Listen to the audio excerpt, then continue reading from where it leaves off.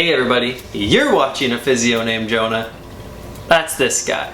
I love football. I grew up watching the NFL and have been a unfortunate Cowboys fan for many years now. I tend to spend the majority of the fall and winter completely engulfed by the NFL season and by multiple fantasy football leagues. One of my least favorite things though about football in general as a physiotherapist is of course the injuries. There are so many injuries in American football, despite the NFL's best attempts to try and decrease the amount of injuries every year. So that got me thinking about this sporting world that I love so much and this injury world that I spend my life working in, and how these two things kind of work together. With that in mind, I'm committing now to doing an injury breakdown video for each week of the NFL season. Now, what that video is going to look like is kind of up in the air at this point. Let me know what you guys are interested in hearing about, learning about from an injury perspective, and I can sort of adapt the structure of these videos as we progress through the NFL season. For today though, let's go through matchup by matchup for each of the Week 1 games, take a look at players that are missing, what those injuries are, and how their absences or partial appearances may impact the game. Of course, given what I do for work as a physiotherapist, I'm going to be including some tidbits here and there about what the injuries are, what they mean, why certain things are harder to come back from than others. You get the idea. Sounds good? Clear as mud? Ready to go? Good. Let's kick off Week 1 of the NFL season. Our first matchup of the day is the New Orleans Saints taking on the Atlanta Falcons. The first player we're going to take a look at here is Michael Thomas. Michael Thomas is questionable for this game with a hamstring injury, but his injury background is about as complicated as it gets with different forms of baggage and recent injuries, and he was going to be back and then he was not there. It's kind of unclear with Michael Thomas.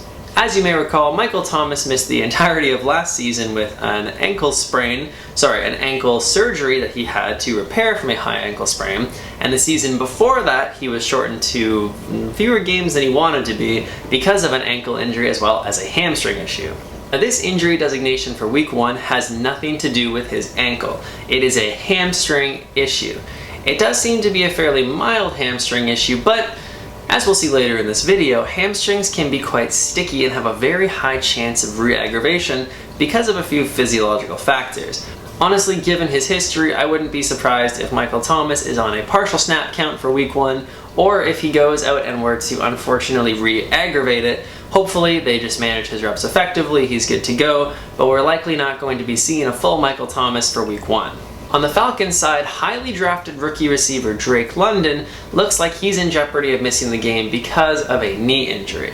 Now, London hurt his knee in the very first preseason game on a 25-yard catch and run that looked pretty good by all accounts, however, ended in a not so great fashion.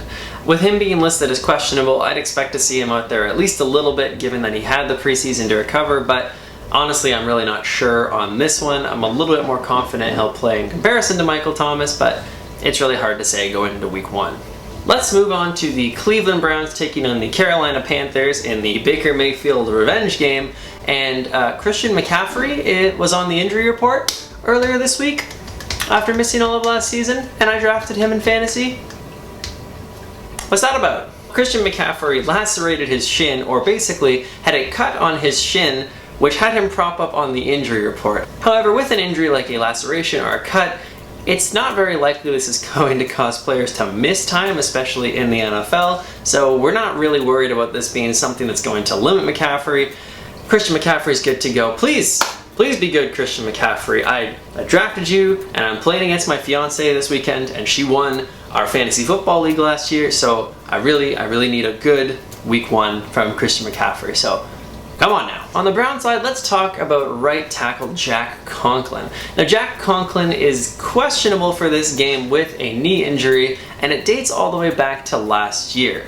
Last season, Jack Conklin suffered a season-ending patellar tendon rupture that is still limiting his ability to get back to full-time participation this year. Now, the patellar tendon is the connective tissue that runs down from the patella to the front of the shin.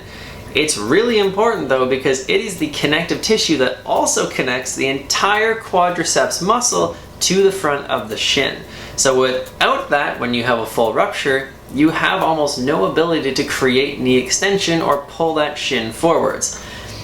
Pretty hard to run like that. Obviously this requires surgery, and it is a bit more of a difficult surgical procedure whenever you have a tendon that is being fully reconnected. Conklin's injury was at the end of November last year, November 28th, 2021, so he's had a fair bit of time to rehab even though it was a pretty serious injury.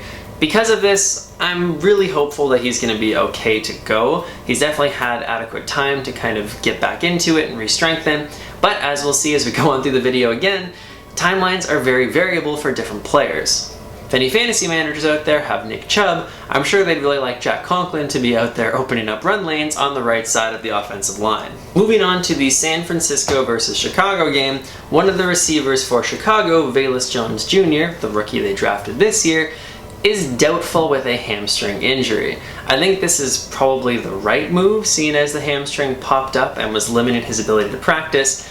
If you don't have to push it with a hamstring injury, often it's best to, because then you can avoid it re-aggravating and becoming worse later on. This is the way that I expect they'll play this, especially with him being doubtful, so I'm not expecting to see him out there alongside Darnell Mooney this week. It's likely going to be a rest and recover week or a few maybe special team snaps or something like that. On the San Francisco side, George Kittle. George, man. No. This poor guy is so good at football, but just cannot seem to stop getting injured. He has a groin injury right now that popped up over the past few days and has him in that day-to-day questionable category going into Sunday's matchup. When we talk about groin injuries, it's first important to remember that the term groin is hilarious. Also a term that's used to describe the adductor muscles. The adductors connect from the pelvis and onto the inside of the thigh, pulling the leg back towards the center of the body or towards the other leg.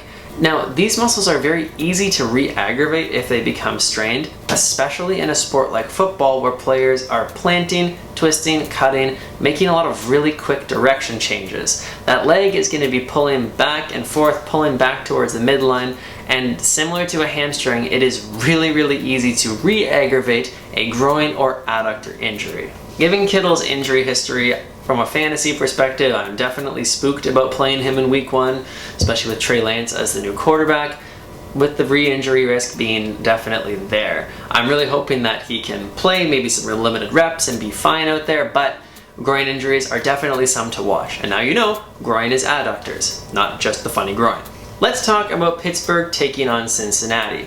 The biggest name that I wanted to bring up here, even though he's not on the official injury report, is Diontae Johnson. Now, Diontae Johnson, receiver for the Pittsburgh Steelers, missed some practice time this past week after suffering a shoulder sprain in practice.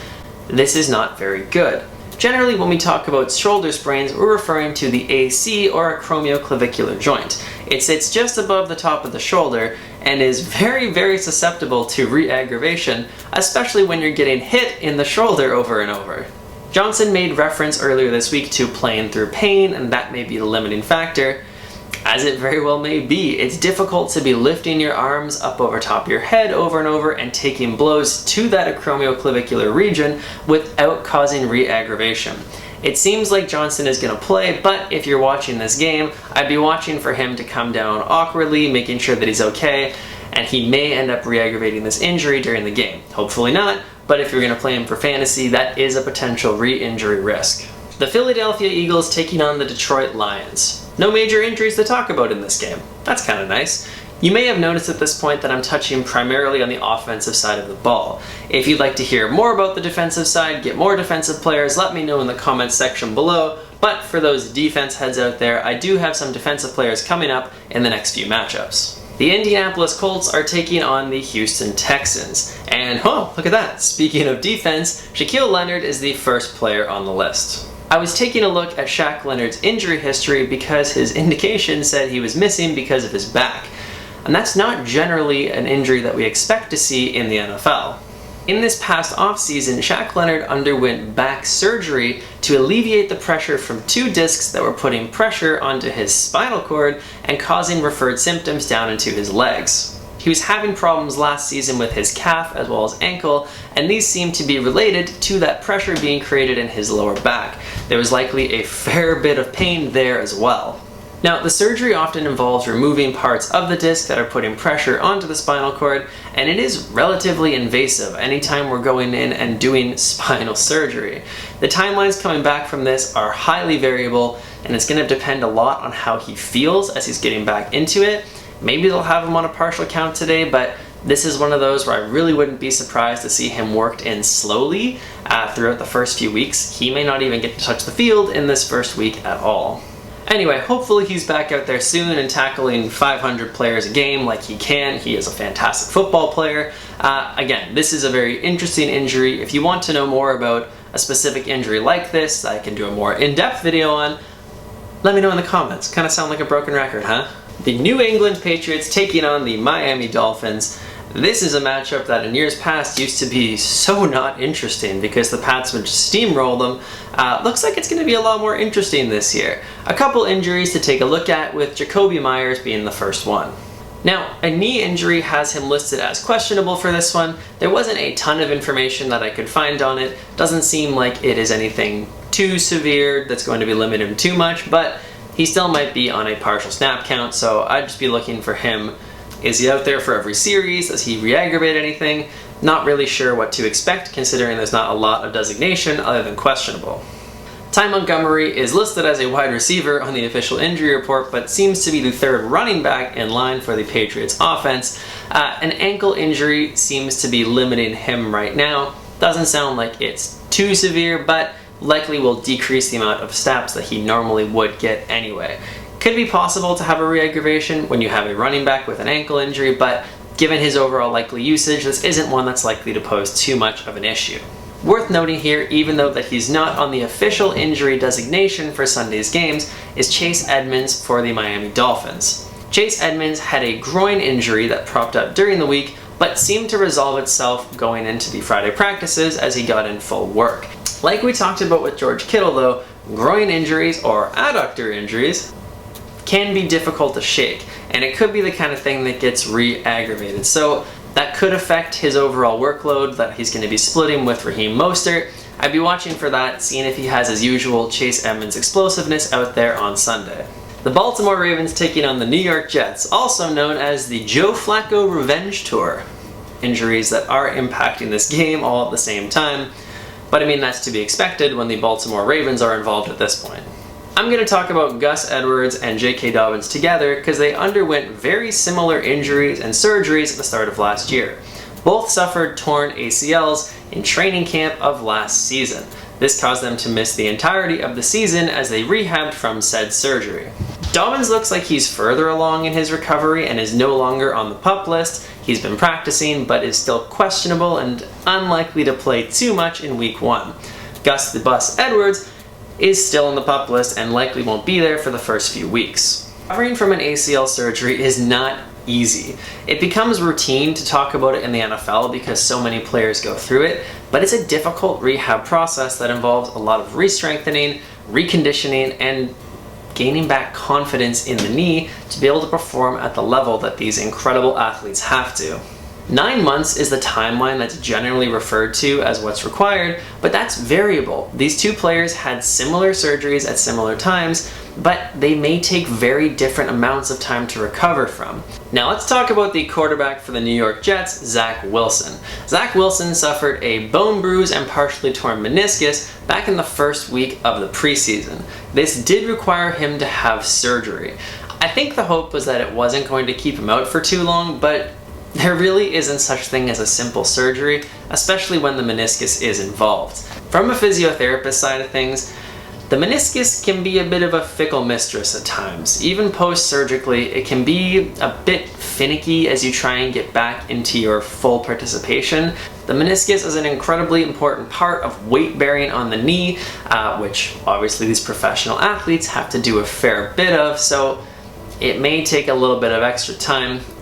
So even though the surgery is thought of as simple, I think it still could be a bit of a difficult road back for Zach Wilson here in the early parts of the NFL season. The next matchup is the Jacksonville Jaguars taking on the Washington Commanders. The Washington Commanders, that is a new name, and as a Cowboys fan, I think that the Washington Commanders' name is totally Logan Thomas is the player we'll talk about here, the poor tight end who suffered an ACL meniscus injury last season. He is right around that 9 months out from the initial point of surgery. This is when athletes could be ready but are still maybe a little bit unsure of how good to go they are. I wouldn't be surprised if here early in the season, Logan Thomas is a little more limited, but the good news is that his re-injury risk should be low. Generally, the grafts that the surgeons do for these guys are fantastic, and they are really, really well set up for the next season. In the Giants versus Titans game, there's a little bit of injury intrigue on both sides. Two of the Giants pass rushers, Thibodeau as well as Ojulari, may be missing because of some calf and knee issues, but both of these players sound like they're going to be game time decisions, so shouldn't be anything too major that will be lingering further on into the season. It may just impact their availability for this week. A really interesting player to watch from an injury perspective is Sterling Shepard. Shepard is a receiver who suffered an Achilles rupture last season, which for explosive players in the NFL like running backs and receivers are really hard to come back from. The Achilles is the biggest and strongest tendon in our body, connecting our calf down onto the bottom of our foot, and this allows the push-off motion, which obviously is very important in running and jumping. It's very difficult for players who are explosive to get back to that peak explosive level after an Achilles rupture, so I'm going to be really interested to see what kind of a snap and kind of explosion Shepard has when he's out there running routes. Flip side, Derrick Henry missed a fair bit of last season after suffering a fracture in his foot. This is very difficult for running backs to return from, but he did return for their playoff game at the end of last season. He didn't look like his usual Derrick Henry self, but he's had an entire offseason now to recover. Given the usual fracture timelines, this should be totally fine for a running back with all of that time in the offseason to recover, but it's worth taking a look at because almost nobody in the NFL gets as much work put onto their body as Derrick Henry. The Kansas City Chiefs are taking on the Arizona Cardinals, and poor Cardinals, man. They were already missing DeAndre Hopkins because of his suspension, and now they're without a few more pieces because of injury. Second-year wide receiver Rondale Moore is going to be missing with a hamstring injury, and this one doesn't look good. I have a bit of a suspicion that this one may be a more significant hamstring tear or possibly rupture, considering they took him for an MRI right away. Usually that's not a good sign if they want to get you into the MRI immediately to look at how badly something was damaged. Now, Rondale Moore was already dealing with an undisclosed injury in the preseason, and he injured this as he was trying to come back from it. Couple this with the fact that in his collegiate career and early career, Rondale Moore suffered with previous hamstring injuries, and this could be a potentially very scary injury for this player that may bother him for a fair bit of time during this season. Zach Ertz, tight end for the Arizona Cardinals, also has a calf injury that he got from earlier in this week. The calf injury doesn't seem like it's anything too serious or that should be limiting him for too long, but it is very likely to limit the amount of time he can play this week. Think about the calf. Every time we step, put pressure onto it, every route he runs, every time he's blocking, he's putting a lot of stress through that calf, so it's likely that he either won't be able to play a full game or is going to re-aggravate it during the game and cause him to miss time later on. I'd expect to see some of the other tight ends in Arizona getting a lot more playing time. JJ Watt also has a calf injury and is listed as questionable, so similar to Ertz, I would expect him to not be playing the full game or have a possibility of re-injury, re-aggravating that calf. Next up is the Las Vegas Raiders taking on the Los Angeles Chargers, and this should be a very fun matchup to watch this week. Lots going on here, new storylines with Devontae Adams. Let's see what Herbert looks like going into his third year. This is going to be a fun one. The injured player we're going to talk about here is Donald Parham. Now, you may remember Donald Parham from his absolutely terrifying head injury that he had late in last season. Thankfully, he is fully recovered from that, it seems, and was back to full participation before a hamstring injury has been, hamstringing his early time this season. He's listed as doubtful. I don't think we'll get to see him out there too much. Hopefully they give him the rest that he needs, can avoid this becoming a long-term nagging issue this year, and this allows us to see him back on the field soon, fulfilling on that promise he was showing early in his career. The Green Bay Packers taking on the Minnesota Vikings. Another awesome divisional rivalry matchup. Man, these 4 o'clock games are really fun. Left tackle for the Packers, David Bakhtiari, is questionable with a knee injury. Now, I believe this goes back to the same knee injury that he sustained in December of 2020 when he tore his ACL. This caused him to miss almost the entirety of the 2021 NFL season, save for a few snaps close to the end of the year.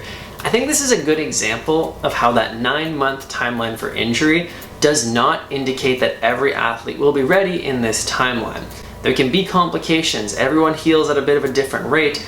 ACL tears, surgery, and rehab take time. It's a very difficult process. Sometimes injuries just take a little bit longer to come back from, but regardless, hopefully Bakhtiari is feeling back up to his full health soon, and he can be out there protecting that blind side for Aaron Rodgers. Allen Lazard has an ankle injury that happened recently, which is going to more than likely be keeping him out of this Week 1 matchup. The ankle injury happened when a defender stepped on his ankle. You know, football, anything can happen in this game.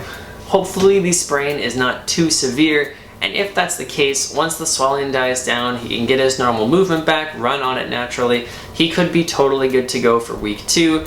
Taking the wait and see approach and keeping him out for Week 1 seems like the right call though, so hopefully he can recover quick and be back out there for Week 2. Speaking of ACL recovery, Robert Tonyan is not on the injury designation but is recovering from an ACL that he ruptured last season. So again, not on the injury designation list, but worth keeping an eye on to see how he's doing with his recovery. Tampa Bay Buccaneers are taking on the Dallas Cowboys in the Sunday night slot for Week 1. That's perfect because I love stressing out on Sunday nights. Let's start on the Cowboys side of the ball with wide receiver Michael Gallup. Gallup tore his ACL late in last season, so spent the majority of his offseason with his recovery process. He is officially out for Week 1, which kind of makes sense. He's still hovering right around that 9-month mark. Even though I'm a Cowboys fan, I'm actually pretty happy that they're keeping him out for this one. He's going to be a huge part of the passing attack moving forwards, so I'd rather let him get back up to full strength as opposed to risking re-injury. It's best to just let these guys get back to fully competent so they can get back out there and not have to worry about re-injury. Similar story for Chris Godwin, the receiver on the Buccaneers, although it seems to be a little more up in the air about whether he'll play or not. Kind of another good example of how timelines for players coming back from injuries can be totally different. Same injury, but 2 different human beings that are going through the post-surgical recovery process. I still wouldn't expect to see Godwin out there running too many routes or too involved in the game just based on the recovery timeline, but crazier things have happened. Hopefully they manage him well though, because again, we always want to avoid the possibility of re-rupturing that ACL and tearing right through the graft. Russell Gage is dealing with a hamstring injury and might play? Doesn't really seem to be too clear. They obviously need him given that Godwin is out and Evans is really the only stable receiver in that receiving room, but it really doesn't seem to be too clear about what he's going to be ready for. His hamstring injury kept him out for the entire preseason, which is never a good sign. Obviously, we want to see guys participating fully, at least in practice, knowing they can push themselves in the way that's required when they're going to be out there for an NFL game. With the risk of hamstring re-injury like we've talked about earlier in this, I think that it's possible he'll be out there in a limited capacity, but I wouldn't expect to see a full complement of snaps from Russell Gage in this one, especially with the possibility of re-injury. Finally, we have the Monday night game where the Denver Broncos are taking on the Seattle Seahawks, aka the 3rd revenge game of the week where Russell Wilson gets to take on his former team. What a fun Monday night slot. Kenneth Walker, rookie running back for the Seattle Seahawks, is a player that I have a lot of hope for going into this season, and I drafted him in fantasy accordingly. With that said, I don't have much in the way of high hopes for him this week, seeing that just a few short weeks ago he underwent a surgical procedure to repair a hernia, so it's unlikely he's going to be out there for the full amount of snaps in Week 1. Rashad Penny looks to be the starting running back for this team anyway to kick off the season. We'll be looking more for Walker to get eased back in as the season goes along and really kind of come into his own later on. Denver dealt with their own kind of injuries this offseason and preseason though, with their rookie tight end Greg Dulcich being moved to the IR because of a lingering hamstring issue. Hey honey, have I said the word hamstring enough today? She says yes. And Tim Patrick tore his ACL back in early August, which obviously required the surgical procedure to recreate his ACL, and he will be missing the entirety of this season as he undergoes rehab. That will do it for this week's breakdown of the matchups and the injuries that I'm going to be keeping my eye on. Thank you guys for sticking around to this point in the video. I hope you enjoyed it. If there are any injuries that I didn't mention or that you have further questions about, feel free to drop them in the comments section down below for me and I will answer you there. Also let me know in the comments what you thought of this video. Moving forward, would you like me to spend a little more time on any one particular injury, keep covering all the different injuries that take place in any given week? This whole thing is going to be very malleable as the season goes on, so get in touch with me there and let me know what you guys think. I am really looking forward to this NFL season, and hopefully I can help you learn a little bit more about the physical side of this game that we all love so much. I really would love to help more people understand the physical side of football because it's incredible what these athletes can do. The amount of stress that they put their bodies through to achieve the performance that they can, and the injuries that go along with that, the whole thing is incredibly fascinating, and I think that appreciating that can help you enjoy the sport that much more. So stick around through the season and let's see how this goes. If you did enjoy the video, hit that thumbs up button down below and consider subscribing to the channel so you get updates when I release videos just like this each and every week during the NFL season. But most importantly though guys, as always, move your body, have a laugh today, and I will see you at the next video. I love football. I tend to spend the fall and winter completely engulfed by the NFL and all the going-ons of the football. Oh my gosh, this is brutal. Hey, Loons. Hey everybody, you're watching A Physio